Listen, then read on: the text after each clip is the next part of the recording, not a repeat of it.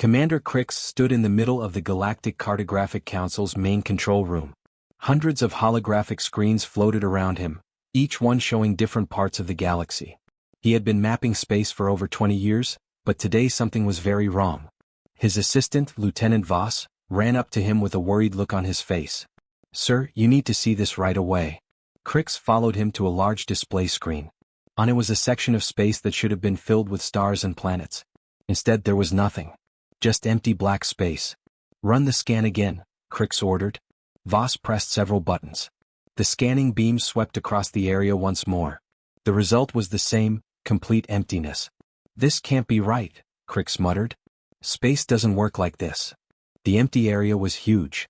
It stretched for 50 light-years in every direction. That was big enough to hold thousands of star systems. But their most advanced sensors showed nothing at all. Other officers gathered around the display. Captain Moore, an old explorer with scars covering his blue skin, shook his head. "I've been flying through space for 40 years. I've never seen anything like this." "Could it be an equipment problem?" asked Dr. Yell, the Council's chief scientist. "No," Voss replied. "I've checked everything 3 times. All our systems are working perfectly." Crix stared at the empty space on the map. Every civilized species in the galaxy used these maps to travel safely between stars. Pirates, traders, explorers, and military fleets all depended on accurate information. But now there was a giant hole in their knowledge. "Send out the deep space drones," Crix decided. "I want every sensor we have pointed at this area." Over the next few days, dozens of unmanned drones flew toward the mysterious region. Each one was equipped with the most powerful scanning equipment the galaxy had ever created. They could detect the smallest asteroid from a million miles away. They could spot the heat from a single campfire on a planet's surface. But when the drones reached the edge of the empty zone, something strange happened. They simply stopped sending information. Not because they were destroyed, they were still there, still functioning. They just couldn't see anything to report. The news spread quickly through the galactic communication networks. Scientists, military leaders, and government officials all demanded answers. But the Cartographic Council had none to give. "We have to call it something," Voss said during one of their daily meetings. Crix nodded. "Mark it as Sector Null on all official maps. And put up warning signs around the entire border." Within weeks, bright red warning beacons were placed in a ring around the mysterious empty space. The message was simple: danger, unknown phenomenon, avoid at all costs. But the warnings only made people more curious. Brave explorers and foolish thrill-seekers tried to fly into Sector Null. Some turned back when their instruments started acting strangely. Others disappeared completely, never to be heard from again. The galaxy's best scientists gathered to study the phenomenon. They came up with many theories. Some thought it was a region where dark matter had become so dense that it bent light around itself. Others believed it was the scar left behind by an ancient war between powerful civilizations. Dr. Zen, a famous physicist from the Crystal Worlds, had a different idea. "What if it's not empty?" he suggested during a scientific conference. "What if there's something there that we simply can't detect?" Most of his colleagues laughed at this theory. "If we can't detect it, then for all practical purposes it doesn't exist," argued Professor Kell from the Academy of Sciences. But Dr. Zen wasn't convinced. He spent months developing new types of sensors, each one designed to detect different kinds of energy or matter. None of them worked. Sector Null remained as mysterious as ever. Trade routes were redrawn to go around the empty area. This made some journeys much longer and more expensive. Shipping companies complained, but they had no choice. No captain wanted to risk flying into the unknown. The military was also concerned. If an enemy fleet could hide in Sector Null, they could launch surprise attacks without warning. Defense bases were built at key points around the empty zone, always watching for any signs of movement. Years passed, then decades. Sector Null became a permanent feature on every galactic map. Children grew up learning about the mysterious empty space where nothing existed. Some became scientists, hoping to one day solve the puzzle. Others became explorers, dreaming of being the first to discover what was really there. But for most people in the galaxy, Sector Null was simply a place to avoid. It was the blank space on the map, the region where sensors failed and ships disappeared. It was the unknown in a galaxy that thought it had mapped everything. 3 centuries went by. Civilizations rose and fell. New technologies were invented. Faster ships were built. Better sensors were created. But Sector Null remained empty on every scan, mysterious as ever. It had become the galaxy's greatest unsolved mystery, A hole in space that defied explanation and challenged everything they thought they knew about the universe. Captain Velthok was having a terrible day. Her cargo ship, the Star Dancer, was carrying a load of rare crystals from the mining worlds to the trade station at Alpha Point. It should have been a simple 3-day journey. Instead, everything was going wrong. First, the food processor had broken down, leaving her crew eating nothing but emergency rations. Then the air recycling system started making strange noises. Now, red warning lights were flashing all over the control room. "Captain," shouted her engineer, a young Zephyrian named Kolvek. "The hyperdrive core is overheating." Velthok ran to the engine room. The massive drive core that let them travel faster than light was glowing bright orange. It should have been a cool blue color. Steam was pouring out of several pipes, and the whole room smelled like burning metal. "How bad is it?" she asked. Kolvek wiped sweat from his purple-scaled face. "Very bad. The cooling system failed 2 hours ago. I've been trying to fix it, but the damage is too severe. If we don't shut down the drive soon, it's going to explode." "But we're in the middle of nowhere," Velthok said, looking at the navigation screen. They were between star systems, far from any help. "If we drop out of hyperspace here, we'll be stranded." "If we don't drop out, we'll be dead," Kolvek replied. Velthok made the hardest decision of her life. "All hands, prepare for emergency exit from hyperspace." She ran back to the control room and hit the emergency button. The ship shook violently as it was torn out of faster-than-light travel. Sparks flew from several control panels. The lights went out, then came back on, dim and flickering. "Where are we?" asked her pilot, Dexmar. Velthok checked the navigation computer. Her blood turned cold. "Oh no. Oh no, no, no. What is it, Captain?" "We're in Sector Null." The bridge went completely silent. Every spacer in the galaxy knew about Sector Null. It was the empty region where ships disappeared and sensors failed. No one who went in had ever come out to tell their story. "Are we going to die?" whispered the youngest crew member, a communications officer barely old enough to leave her home world. Before Velthok could answer, Kolvek's voice came over the intercom. "Captain, you need to see this. Look outside." Velthok walked to the main viewing window and gasped. Instead of empty space, she saw stars everywhere. Not just a few distant points of light, but hundreds of bright stars with planets orbiting around them. In the distance, she could see massive space stations with lights twinkling like jewels against the dark. "This is impossible," Dexmar said, joining her at the window. "The maps show nothing here." As they watched in amazement, several small ships appeared nearby. They were sleek and graceful, unlike any design Velthok had ever seen. The ships moved in perfect formation, clearly checking out the damaged cargo vessel. "Captain," the communications officer called out, her voice shaking. "I'm receiving a message." "Put it through," Velthok ordered. A calm voice filled the bridge, speaking perfect Zephyrian. "Unknown vessel, this is Lieutenant Kim Tae-ho of the Human Defense Fleet. We have detected severe damage to your ship's propulsion system. Do you require assistance?" The crew looked at each other in confusion. Humans? Velthok had never heard of such a species. In all her years of space travel, she had met Zephyrians like herself, the crystal-skinned Corothians, the tentacled Vex people, and dozens of other races. But never humans. "This is Captain Velthok of the merchant vessel Star Dancer," she replied. "Yes, we need help. Our hyperdrive is badly damaged and we're stranded." "Understood, Captain. We're sending a repair ship to assist you. Please remain calm and do not attempt to restart your engines." Within minutes, a larger ship approached.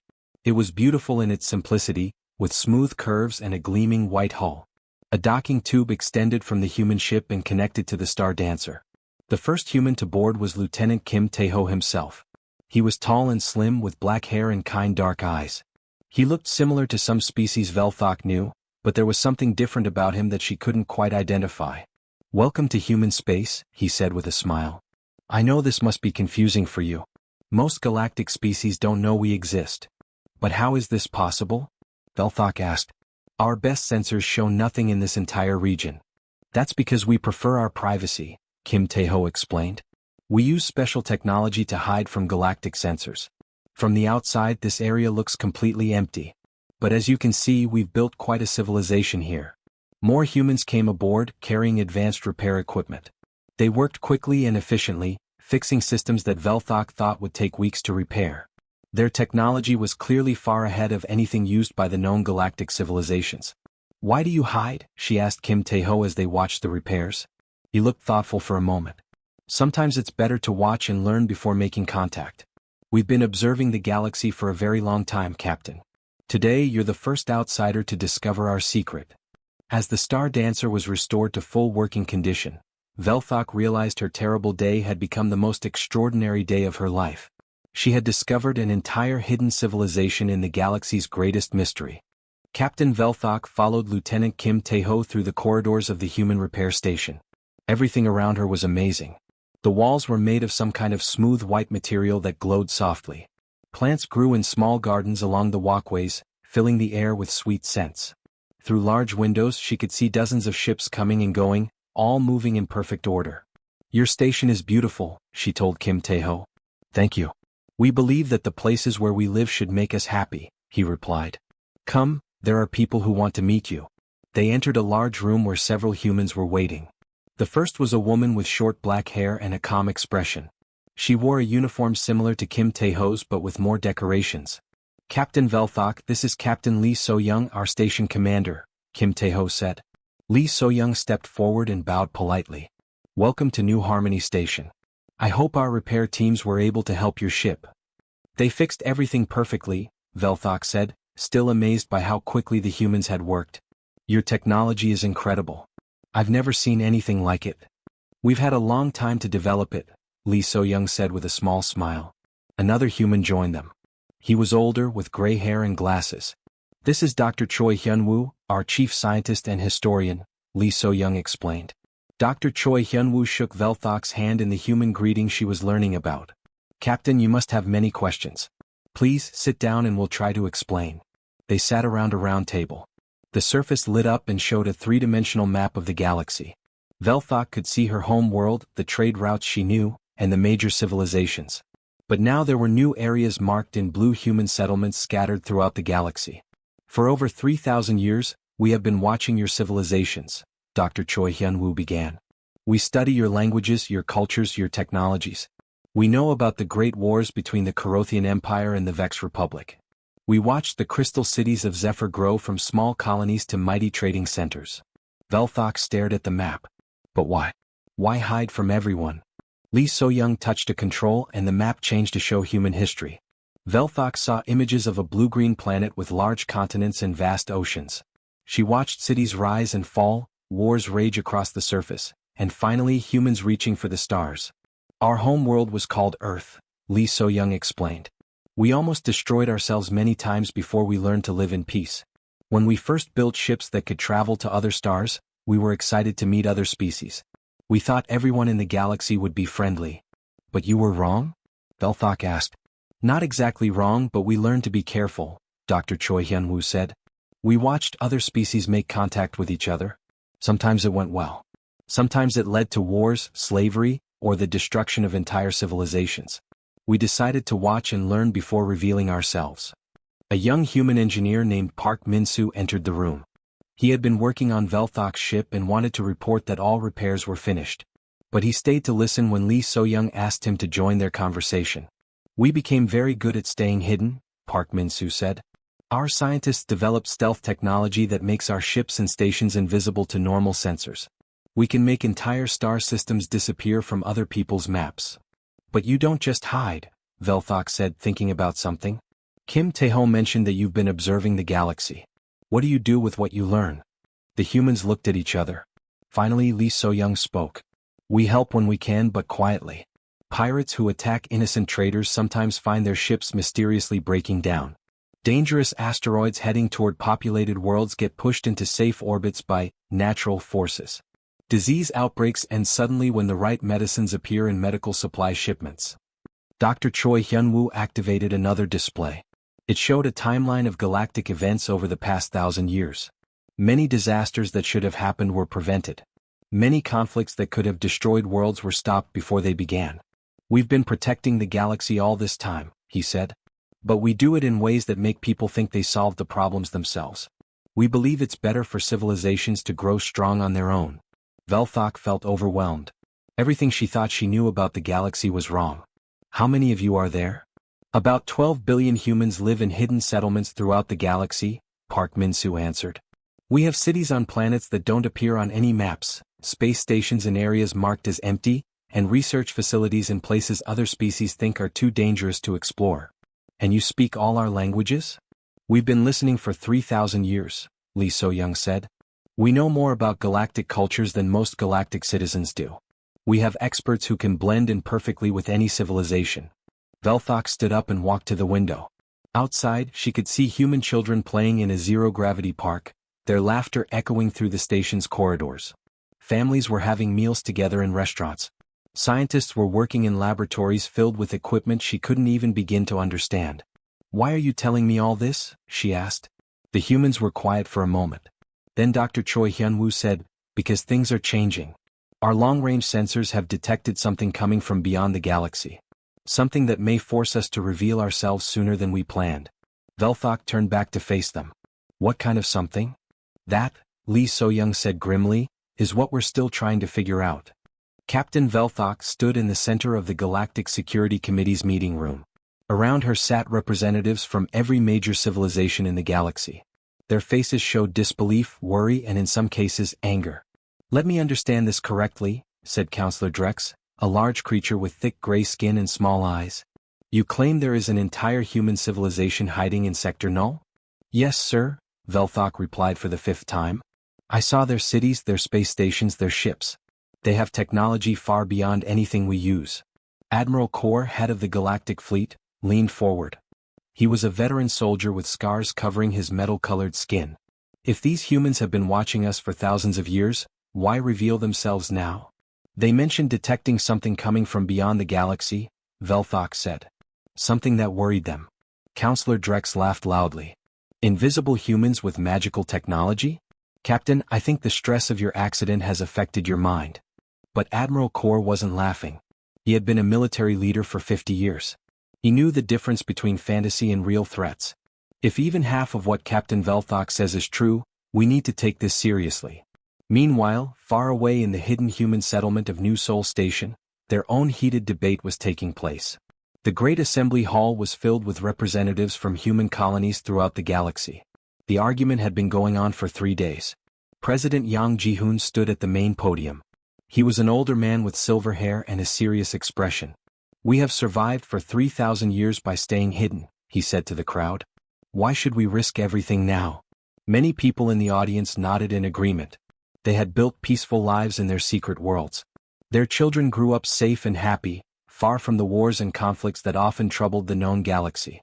Because hiding may no longer be enough, replied Defense Minister Kang Soo-jin. She was younger than the president, with sharp eyes and a military bearing. She activated a holographic display that showed the edge of the galaxy. Our deep space monitoring stations have detected massive movement in the void beyond our galaxy, she continued. Ships unlike anything we've ever seen. Energy signatures that don't match any known technology. The crowd murmured nervously.